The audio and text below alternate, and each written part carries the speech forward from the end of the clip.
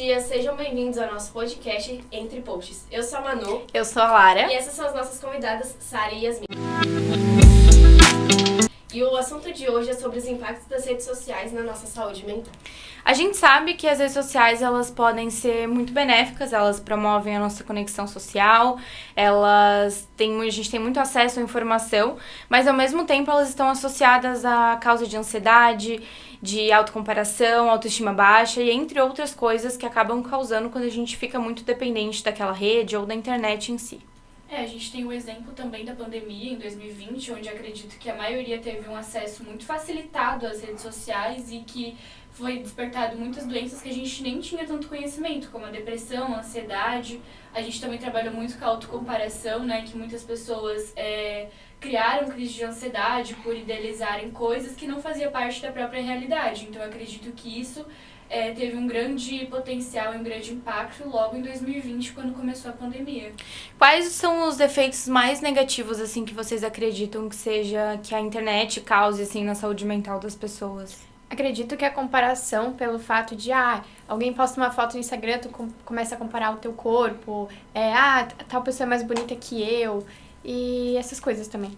Eu acredito muito também na comparação de relacionamento, seja de amizade ou de namoro, né, enfim, casamento, onde às vezes as pessoas postam alguma coisa que a gente idealiza como se fosse perfeito, como se não existisse brigas ou, né, enfim, intrigas, só que no final automaticamente acaba surgindo um post ali onde anuncia um término de algum casal e meio que se torna um choque para todo mundo ali que acompanha essa pessoa, né?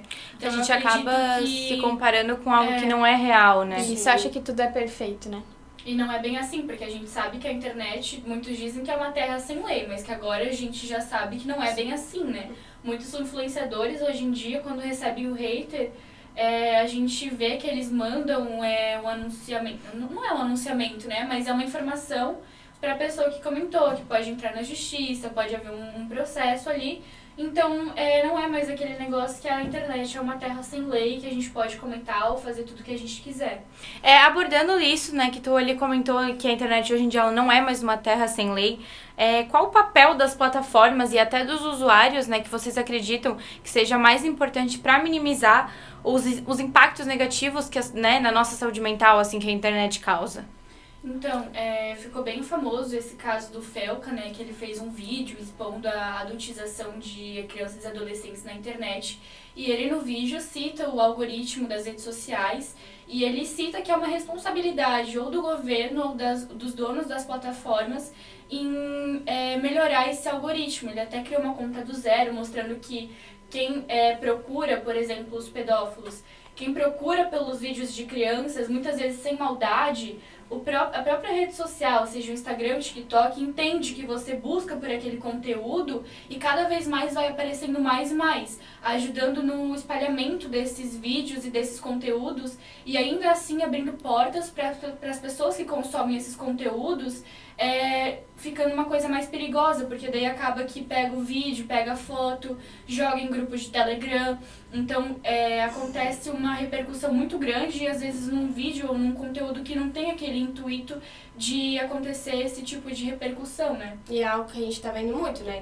Então, se tu falar qualquer coisa perto do celular, é algo que depois vai aparecer, tu curtindo vários posts de crianças, como foi o caso ali, vai aparecendo e, vai algo que pode ir compartilhando com outras pessoas, então é algo que tá se vendo muito no momento. Isso, a partir de uma curtida ou de um compartilhamento que tu tem, o Instagram ou as outras redes sociais deduzem que tu gosta daquilo e vai encaminhando cada vez mais vídeos pra ti, já que tu gosta do assunto. Eu acho que é muito preocupante, né, essa diferença de faixa etária, porque os impactos, né, nas diferentes faixas etárias são muito fortes. Então, para uma criança que é levada para esse meio, né, da internet, onde os pais não têm o consentimento de, em vez de zelar, de proteger, de cuidar da criança, acaba explorando ela por dinheiro, por fama, por conhecimento ou por bens materiais. Então, aquela criança ela vai crescer naquele meio achando que tudo aquilo é normal. Então, tudo aquilo aqueles comentários que ela recebe, ou até o hate que ela possa vir a receber, ou até os comentários que a gente vê, né, como no vídeo do Felca, os comentários nos vídeos de menores, e acha aquilo normal, ou às vezes até na própria vida tem um impacto muito grande, porque caso aconteça algo como algum assédio ou algum comentário de cunho sexual, algo assim, a criança, né, o adolescente acaba achando aquilo normal porque ela vive muito naquele meio onde aqueles comentários do corpo dela ou de algo que ela tá fazendo é normal pra ela, porque os pais, em vez de estar ali cuidando e falando, não é isso, não tá certo, tu não pode aceitar esse tipo de coisa, estão influenciando e aprovando cada vez mais a criança a se expor, a se sexualizar, e muitas vezes, né, que nem o caso daquela menina, daquela Caroline, muitas vezes a mãe acaba forçando até para situações mais graves, como criar um perfil, uma plataforma digital de conteúdo adulto para uma menor de 14 anos. Porque os pais, muitas vezes, eles aproveitam do dinheiro que eles recebem com esses conteúdos dos filhos e eles exploram cada vez mais, mas o problema é que isso afeta muito a saúde mental. No vídeo do Felca, ele trouxe uma psicóloga infantil onde ela explicava os impactos das redes sociais na vida das crianças e dos adolescentes, né? E lá ela fala que o recomendado é tu apresentar as telas pro teu filho, pro teu sobrinho, a partir dos 3 anos, mas desenhos que sejam educativos. E a gente tem muito hoje em dia crianças com problema na fala, por exemplo, e isso vem muito dos desenhos. Esses dias a gente estava na sala e eu estava pesquisando sobre o assunto da saúde mental e apareceu uma reportagem de uma fono, onde ela estava explicando que os desenhos hoje em dia das crianças, eles são feitos com cores chamativas, com palavras que vai fazer a criança se prender, e isso se torna um vício que no final, tudo que ela acaba fazendo reflete naquele desenho. Então, um desenho que ensina a má educação com os pais. A criança no futuro, se não for bem corrigida, ela vai acabar sendo o reflexo do desenho que ela assistia.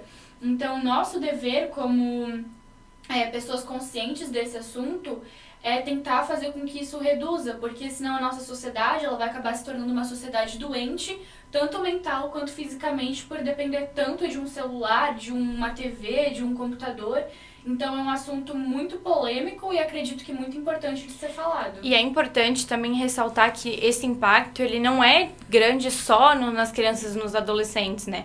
A gente tem como exemplo o caso da, se eu não me engano, é Jéssica Canedo, o nome dela, que foi aquela mulher que ela foi dada como um suposto affair, um suposto relacionamento do humorista Whindersson Nunes, e, né, por uma página gigante de fofocas na rede social do Instagram, e a partir dos diversos comentários negativos que ela recebeu, porque a gente precisa também ressaltar principalmente que não é só ali a internet que te vicia. As pessoas por trás daquilo, né, os usuários, muitas vezes acham que, né, que nem tu falou, a internet é uma terra sem lei até hoje, e fazem comentários como se aquilo não fosse afetar uma pessoa real, como se por trás daquela tela não tivesse um ser humano.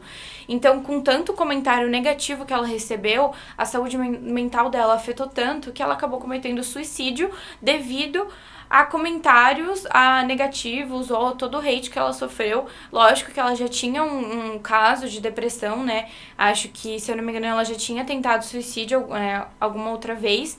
Então, as pessoas, elas não sabem quem que tá por trás daquela tela. Como é que é a vida daquela pessoa, como é que é a cabeça daquela pessoa. Então, a gente tem que, muitas vezes, cuidar, pensar 1 milhão de vezes antes de fazer qualquer mínimo comentário, porque às vezes é que nem da autocomparação, qualquer mínimo comentário sobre uma parte do teu corpo, sobre um jeito teu, sobre algo que tu faz, te causa uma insegurança enorme pra tua vida toda, porque a outra pessoa não sabe o que tu passa, o que tu sente. Na internet a gente mostra o que a gente quer, a gente não vai mostrar o que realmente tá acontecendo com a gente quer, como a gente vê a vida perfeita dos outros, a gente quer parecer que a gente tá no melhor momento, que a gente tem uma vida perfeita, ou que tá tudo certo, e nunca demonstrar nossas fraquezas na internet. Até porque a gente sabe que quando tu demonstra a tua fraqueza na internet, é pior ainda. Sim. A gente não sabe, na verdade, o que tá por trás da tela. Então, a gente... aqueles haters, eles falavam coisas e não sabiam o que a outra pessoa tava passando. Por exemplo, ela já tinha um caso de depressão, só que as pessoas não sabiam. E aquele comentário cada comentário pode piorar cada vez mais a situação da pessoa e pode acabar acontecendo como ela, que cometeu suicídio, né? É importante a sociedade, né, ter essa forma de se retratar em meio às redes sociais. Então, entender que, assim como ela é uma pessoa, um ser humano, a pessoa que ela vai estar alfinetando ou que ela vai estar apontando algo também é um ser humano. Então, mesmo as pessoas que fazem algo de errado, não é certo tu opinar ou, de certa forma, esculachar aquela pessoa.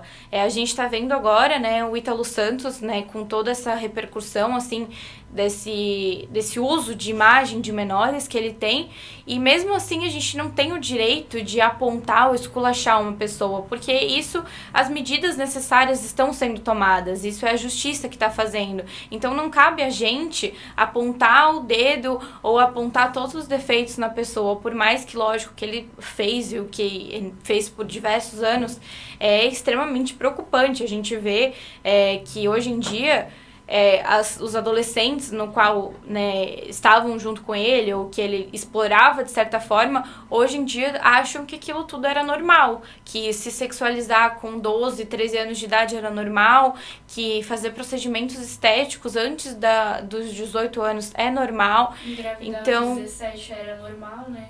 Então é algo que nós, assim, a gente tem que repensar muito e pensar mais sobre isso.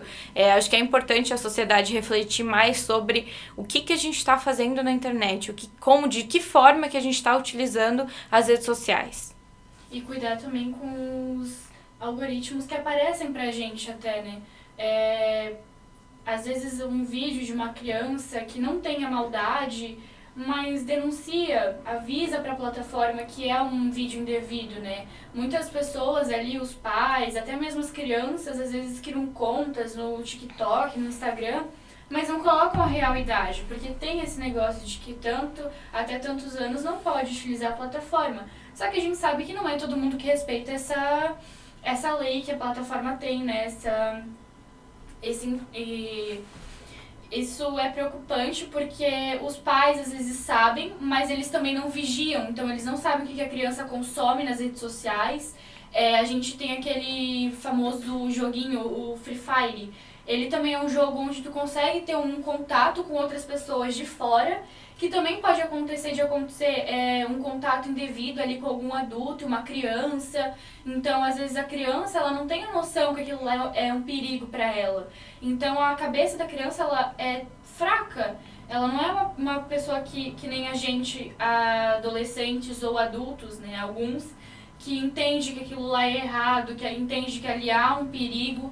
Então, às vezes, a criança, num joguinho de persuasão, ela cai, ela faz. Então, tem muitos crimes online, né, de criminosos que utilizam fotos de crianças que a criança mesmo mandou, mas que foi todo um processo ali para ter essa intimidade, toda uma manipulação, né? Exato. Teve até um caso de um garoto, foi aqui no Brasil, agora eu não me recordo o nome dele, mas ele tinha 19 anos e ele foi preso porque ele liderava um grupo de pedófilos online. Era naquela plataforma de conversação.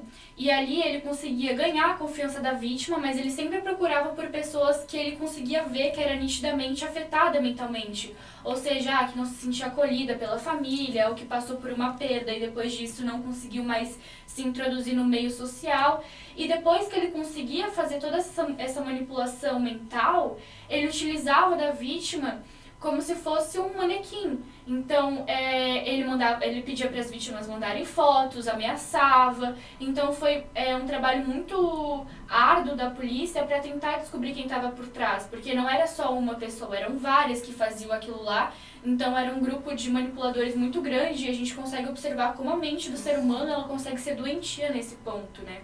E é na internet que acontece o cyberbullying também, né? Então, é importante as escolas, os responsáveis, visarem muito isso, porque é nos grupos de escola, é na conversa com um amigo, que ali teu filho tá criando uma depressão, tá ficando inseguro, tá criando uma dependência em algo que possa virar um vício para ele, porque ele está sendo afetado justamente por algum grupo, por algum comentário, por algum amigo. Então, acho que é importante a gente visar todos os meios de comunicação, principalmente quando é para criança. Então, o cuidado tem que ser dobrado, né? Quando é adolescente já tem que ter um cuidado, porque às vezes a pessoa acaba se manipulando sem nem ter noção. Então, acho que é importante a gente reconhecer tudo isso.